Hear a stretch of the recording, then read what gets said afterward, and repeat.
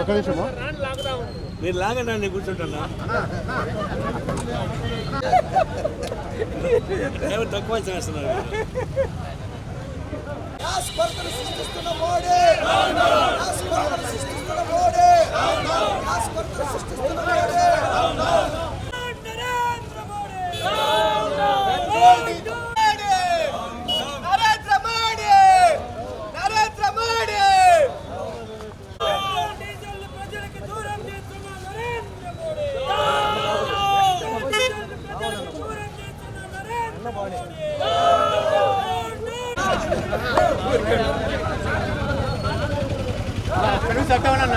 ఒక్క నిమిషం చంద్రబాబు ఆర్థిక విధానాలు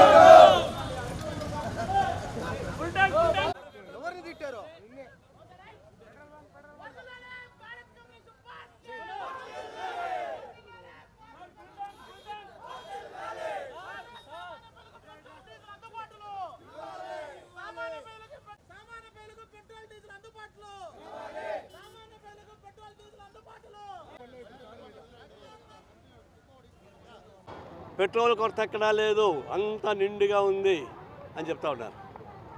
కొండకూడు నిండుగా ఉంటే పిడ్డు బొద్దుగా ఉంటే ఎట్లా కుదురుతుంది? అసలు ఎందుకు అయిపోయింది అది? ట్రంప్ దీనికి కారణం. ట్రంప్ అనవసరంగా యుద్ధాలు ప్రకటించి ఏ ఏ దేశాలైతే సంపద ఉందో, ఆయుధ సంపద ఉందో, నూనె సంపద ఉందో అది దాడి చేస్తున్నాడు. ఎందుకైనా ప్రభుత్వాన్ని కూలదోస్తున్నాడు. చివరికి 3 పిల్లల బెడ్రూమ్లు పట్టుకెళ్ళిపోతాడు విడుదలలో.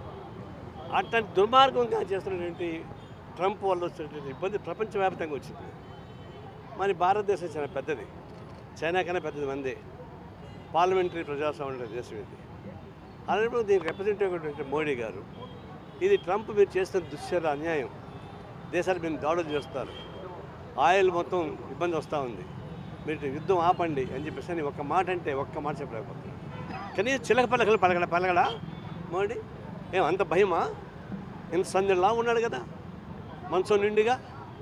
మరి అట్లాంటప్పుడు ఒక మాట ఈ ప్రపంచం అంతా హస్తాగుతవుతూ ఉంది, యుద్ధం ఆపండి అని చెప్పడానికి ఆయన భయపడుతున్నాడు. సరే ఆయన భయపడుతున్నాడు. ఇప్పుడు చంద్రబాబు నాయుడు ఎక్కడ పెట్రోల్ కథ రాకుండా చూడండి అని మిసాలు చెప్తున్నాడు. ఒకవేళ పెట్రోల్ ప్రపంచవ్యాప్తంగా సంక్షోభం వస్తే మరి నీ దయాదాక్షణ్యం వల్లే కదా పోటీ ప్రధానమంత్రిగా ఉండేది. చంద్రబాబు నాయుడు గారి దయాదాక్షణ్యం వల్లనే మోడీ ప్రధానమంత్రిగా ఉన్నాడు. మేము మళ్ళీ చెప్పగలను. అంత ప్రాముఖ్యతగా ఉన్నటువంటి చంద్రబాబు నాయుడు మోడీతో ఒక మాట వీరు గట్టిగా మందం ఇది చెప్పలేకపోతున్నాడు. అంటే ట్రంప్కు బానిసేమో మోడీనా, మోడీకి బానిసేమో చంద్రబాబు నాయుడా? ఇదేనా మన భారతదేశ సాంప్రదాయం? మేము తీవ్రంగా ఖండిస్తున్నాం. ఇది ఊరికి ఇంకొకటి చేస్తారు, బ్లాక్ మార్కెట్ చేస్తున్నారు జాగ్రత్త అని అంటున్నారు. ఉంటే కదా బ్లాక్ మార్కెట్ చేయడానికి, అదే డైవర్ట్ చేయడు. వాళ్ళ అసమర్థతను కప్పించుకోవడానికి బ్లాక్ మార్కెటింగ్ చేస్తారు, జాగ్రత్త అని మిసాలు చెబుతున్నారు, రొయ్యల మిసాల్లాగా. బట్ ఆయన లేదు కదా, లేనప్పుడు మార్కెట్ చేస్తారంటే డైవర్ట్ చేసి వ్యాపారస్తుల మీద పడేసి బ్రోకర్ల మీద పడేసి వాళ్ళు తప్పించి ట్రై చేస్తారు. ఇది కూడా కరెక్ట్ కాదు. తక్షణం చంద్రబాబు నాయుడు కల్పించుకొని మోడీ ద్వారా ట్రంప్ యుద్ధ విధానానికి స్వస్తి చెప్పని చెప్పేసి గట్టిగా మందలించాలి. చాలా దేశాలు తిరగబడుతున్నాయి ఇప్పుడు, చిన్న చిన్న దేశాలు తిరగబడుతున్నాయి, యూఎన్ రోడ్ తిరగబడి చేస్తున్నారు.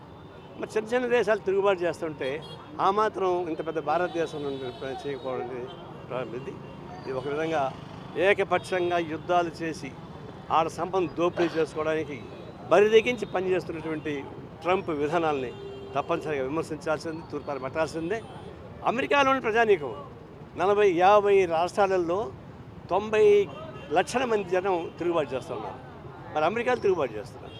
అలాంటప్పుడు మనం ఎందుకు మెత్తగా ఉండాలి? ఈ సంక్షోభం కేవలం ఒక ట్రంప్ వల్లే వచ్చింది, ఎవరి వల్ల లేదు. కాబట్టి దీన్ని చంద్రబాబు నాయుడు ముందుకు రావాలి, ప్రజానీకం కూడా ముందుకు రావాలి. ఈ యుద్ధోన్మాదకి వ్యతిరేకంగా పోరాటం సాగించేందుకు ఉపయోగపడే పద్ధతుల్లో అన్ని చోట్ల తిరుగుబాటు చేయాల్సిందే. అందులో భాగంగానే ఈరోజు మేమే పెట్రోల్ లేని బండిని లాగుతూ నిరసన తెలియజేశాం. భవిష్యత్తు ఇంకా పెద్ద ఎత్తున తెలియజేస్తాం.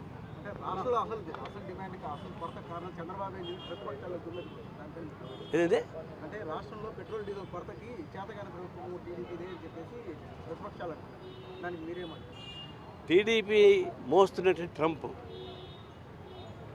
మోడీ అసలు ప్రధాన కారణం ట్రంప్.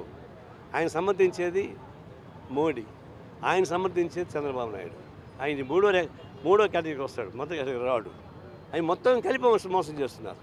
అందువల్ల ఇది అసలు దొంగను వదిలిపెట్టి, ఏ ట్రంప్ అయితే ప్రపంచ నాశాన్ని కోరుకుంటున్నా అతను వదిలిపెట్టేసి ఇక్కడ వీళ్ళపైన దాడి చేయడం కరెక్ట్ కాదు.